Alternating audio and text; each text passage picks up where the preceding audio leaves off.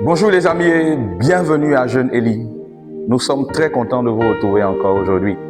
Et nous continuons avec notre série sur pourquoi est-ce que je suis sur la terre. C'est-à-dire comment découvrir et embrasser sa destinée. Parce que assurément, comme nous l'avons dit par le passé, nous ne sommes pas sur la terre par hasard. Et notre vie doit s'inscrire dans l'éternité. Aujourd'hui, la question que j'ai à te poser, elle est simple, mon ami. Quelle est la vision que tu as de la vie? Pour toi, c'est quoi la vie? Comment est-ce que tu te représentes la vie? Tu sais, la façon dont tu te représentes la vie va conditionner comment tu utilises les ressources que Dieu a mises à ta disposition. Elle va conditionner l'utilisation de ton temps, de tes richesses, du matériel ou même encore de tes talents. Alors, comment est-ce que tu utilises la vie? Quelle est la représentation de la vie que tu as? La vérité, c'est que chaque être humain voit la vie au travers des lunettes qu'il porte. Et en fonction de la représentation que l'on se fait de la vie, on a une façon de marcher dans la vie. Est-ce que vous avez déjà entendu quelqu'un dire que le temps, c'est de l'argent? Cette personne-là a tendance à aller beaucoup, très vite en fait. Il y a des gens qui vont dire la vie c'est un cycle, amusons-nous. Ces personnes-là vont se comporter comme des clowns. Il y a des gens qui vont dire que la vie c'est une montagne russe. Donc chaque fois que vous les voyez, vous leur demandez comment ça va. Ils vont dire ça va, c'est qui est sûr, on monte, on descend. Ça monte, ça descend, mais on est là. Il y a des gens qui vont dire une expression que vous connaissez beaucoup plus. La vie c'est comme le vélo. Il faut toujours pédaler sans jamais s'arrêter. Alors la question que moi je te pose c'est, qu'est-ce que la vie pour toi? Quelle est la représentation que tu te fais de la vie? On peut se représenter la vie de diverses manières. Quelqu'un qui voit la vie comme une pointe sur laquelle il faut taper, se voit comme un marteau et a tendance à taper sur tout le monde. Alors je te repose encore la question. Quelle est ta conception de la vie? Parce que consciemment ou inconsciemment, tout ce que tu es, tout ce que tu fais et tout ce que tu deviens est conditionné par la vision que tu as de la vie. C'est ce qu'on appelle l'état d'esprit. Et c'est le résultat de tout ce que tu as vécu depuis ton enfance jusqu'à aujourd'hui. Ça t'a permis de voir la vie sous certaines couleurs, sous certaines formes. On peut voir la vie de différentes manières. Mais c'est une erreur de continuer de regarder la vie selon la sagesse humaine. La Bible nous dit dans le livre de Romains 12, verset 2, « Mes chers amis, ne vous conformez pas au siècle présent. Ne réfléchissez pas comme le monde réfléchit aujourd'hui, mais que votre intelligence soit renouvelée, soit transformée, afin de connaître quelle est la volonté de Dieu, ce qu'il considère comme bon, ce qui lui plaît et même ce qui est parfait. » Alors, des hommes considèrent la vie sous beaucoup d'angles. Mais la Bible, au travers des histoires qu'elle nous raconte, au travers des expériences qu'elle nous relate, nous présente la vie sous 3 éléments. Mais dans cette capsule, nous allons voir 2 éléments et nous allons développer le 3e élément dans la prochaine capsule. Alors, quels sont ces 3 éléments? La Bible nous présente, premièrement, la vie comme une épreuve, c'est-à-dire une succession de tests que l'homme, en fait, doit faire et qui est en quelque sorte évalué par Dieu. Et c'est en fonction de la réussite ou de l'échec par rapport à ces tests que l'homme, en fait, évolue dans sa marche ou bien il reprend des cycles. La deuxième chose qu'il faut savoir,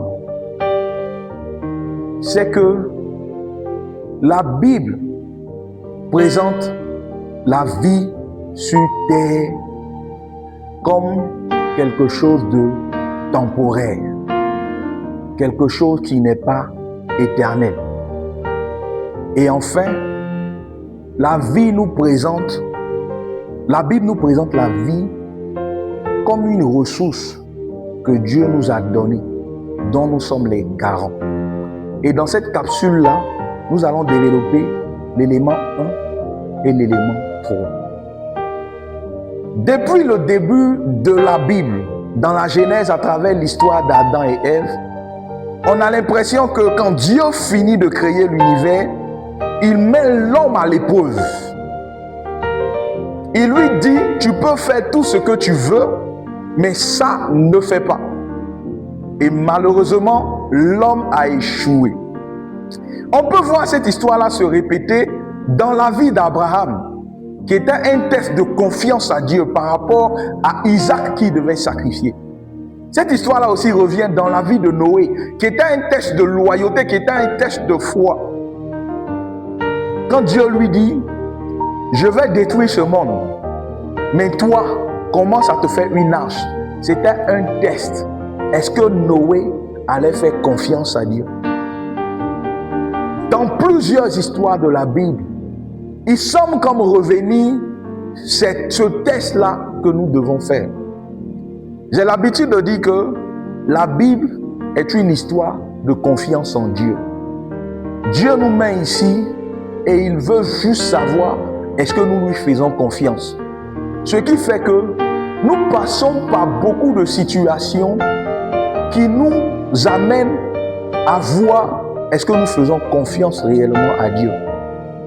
Alors la vie est un test par rapport à ton caractère, par rapport à la loyauté, par rapport à ton intégrité vis-à-vis de Dieu. Et c'est un test continu. Tant que tu es sur la terre, la vie va te tester. Pourquoi? Parce que tu es en préparation sur la terre ici, afin de développer le caractère de Christ. Au commencement, Dieu a créé l'homme à son image pour qu'il le reflète sur la terre ici-bas.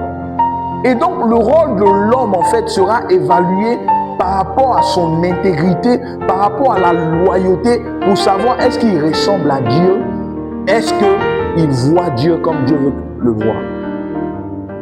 Et vous savez, il y a beaucoup de personnes dans la Bible qui ont été testées. J'ai cité Adam qui a échoué, j'ai cité Abraham qui a réussi. Je veux citer aussi Joseph, cet homme-là qui est loin de sa famille, ce jeune homme-là. Mais il est demeuré intègre. Il a dit, comment pourrais-je trahir mon Dieu? Et on voit comment est-ce que sa vie a évolué. On voit un homme qui est demeuré intègre aussi en la personne de Daniel. On voit une femme qui est demeurée intègre en la personne de Esther, dont la vie n'a pas été plus importante que la loyauté à son peuple, à la loyauté au peuple de Dieu. Alors vous comprenez avec moi que toutes les histoires que la Bible nous raconte, elle nous raconte la vie de certaines personnes qui ont échoué et quelles en a été les conséquences, mais quelle est la vie aussi des personnes qui ont réussi et quelles en a été les conséquences. Je voudrais prendre un dernier exemple de Ézéchias dans le livre de 2 Chroniques. C'est un roi qui marchait avec Dieu, qui était fidèle. Mais la Bible nous dit qu'un jour, Dieu décida de l'abandonner pour l'éprouver, pour savoir ce qui était réellement dans son cœur. Alors, Dieu va parfois te laisser seul pour voir juste comment tu réagis. Il t'a dit que je ne te laisserai pas seul, je ne t'abandonnerai pas. Mais parfois, Dieu va te permettre de te retrouver dans une situation où tu ne l'entends plus, où tu ne le sens plus, où tu as l'impression de ne plus le voir. Mais comment tu réagis? Heureusement, Dieu n'a pas mis les épreuves devant nous pour que nous soyons éliminés, mais simplement pour que nous puissions le ressembler davantage. C'est pourquoi au jour dernier, si tu es demeuré fidèle, il dira bon et fidèle serviteur, entre dans la joie de ton maître. Alors mon ami, si tu te posais la question, mais pourquoi toutes ces épreuves? Pourquoi toutes ces situations? Dieu ne me voit-il pas? Sache une chose, cela fait partie de la vie. C'est comme ça que Dieu voit la vie. Dieu voit la vie que tu es en train de vivre comme un test de préparation. Alors reprends courage. Ne te décourage pas. Parce que tu es le champion de Dieu et il a misé sur toi. Parmi les 400 millions de spermatozoïdes, il a permis que tu sois le seul. Alors Dieu compte sur toi. La deuxième des choses, c'est que nous sommes gestionnaires de ce que Dieu nous a donné. Vous savez, quand Dieu crée l'homme et la femme et il les dépose dans le jardin d'Éden, il leur donne son pouvoir afin de gouverner la terre. Mais cette terre-là ne leur appartient pas. Ils sont des gérants. Ils sont des gérants que Dieu a mis en place pour pouvoir exercer son pouvoir. De la même manière, la vie que tu as aujourd'hui, le souffle de vie que tu as, les talents que tu as, les finances que tu as, sont des ressources que Dieu te donne à gérer. Et parce qu'elles ne t'appartiennent pas, tu n'as pas le droit de les utiliser comme tu veux. Dieu te demandera des comptes. Dieu te demandera des comptes. Que tu sois chrétien ou pas, cette vie, le souffle de vie que tu as là ne t'appartient pas, mon ami. Alors est-ce que tu peux reconsidérer ta position? Lorsque Adam et Ève, ils ont été déloyés à Dieu, ils ont été chassés pour leur prouver que ça ne leur appartient pas. Tu es venu trouver la terre là, tu vas laisser la terre pour t'en aller, mon ami.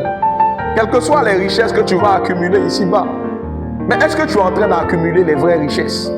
Les vraies richesses accumulées, c'est l'obéissance à la parole de Dieu, la soumission à Dieu, l'honneur à Dieu. Parce que tu es sur la terre assurément pour faire exploser la gloire de Dieu, pour démontrer à l'univers qui est le Dieu véritable. Mais comment est-ce que tu es en train de gérer ta vie? Comment est-ce que tu es en train de gérer ton temps? Comment est-ce que tu es en train de gérer les ressources que Dieu a mis à ta disposition? Et vous savez, les ressources, surtout nos ressources financières, sont l'un des tests les plus critiques par lesquels Dieu évalue notre intégrité, par lesquels Dieu évalue notre loyauté. Jésus pouvait dire comme ça dans Luc chapitre 16, verset 11. Si tu n'as pas été fidèle dans des richesses terrestres, que Jésus appelle des richesses inutiles, qui te confiera les véritables richesses qui sont dans les cieux, que la rouille ne peut atteindre? La façon dont tu utilises ton argent révèle l'état de ton cœur. La façon dont tu utilises ton argent est un bon indicateur pour mesurer ta spiritualité. La façon dont tu utilises ton argent est un bon indicateur pour utiliser en qui est-ce que tu as mis ta confiance. Alors, comment est-ce que tu utilises tes finances? À quoi sert ton argent? Pourquoi est-ce que tu veux gagner autant d'argent? Qu'est-ce que tu fais du peu que tu as aujourd'hui? Celui qui est fidèle dans les petites choses, on lui confiera de grandes choses. Au dernier jour, est-ce que Dieu te dira, bon et fidèle serviteur, entre dans la joie de ton maître? Ou est-ce qu'il va te dire, dehors, vous qui commettez l'iniquité? Je voudrais te donner l'occasion aujourd'hui de revoir ta position. Comment est-ce que tu considères ta vie sur terre? Considère ta vie comme, premièrement, quelque chose de temporaire.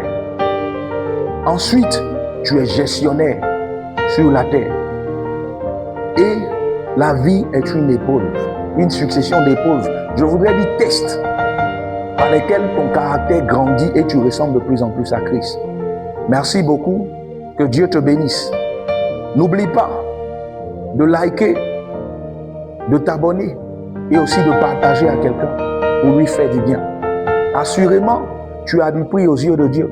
Et je te donne rendez-vous dans notre prochaine capsule où nous allons parler de la temporalité de la vie ici-bas sur terre. Que Dieu te bénisse, mon ami.